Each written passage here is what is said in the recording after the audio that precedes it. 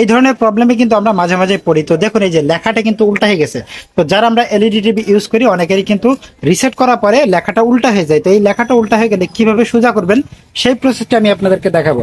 তো সর্বপ্রথম আপনারা যে কাজটা করবেন, আপনারা আপনাদের রিমোটের মেনু, এই দেখুন মেনু 1147 প্রেস করবেন। তো আমি আমার রিমোটের মেনু 1147 প্রেস করব। তো দেখুন এই যে মেনু মেনু 1147। তো এই যে দেখুন মেনু 1147 প্রেস করার সাথে সাথে কিন্তু আমার একটা নোটিফিকেশন চলে এসেছে।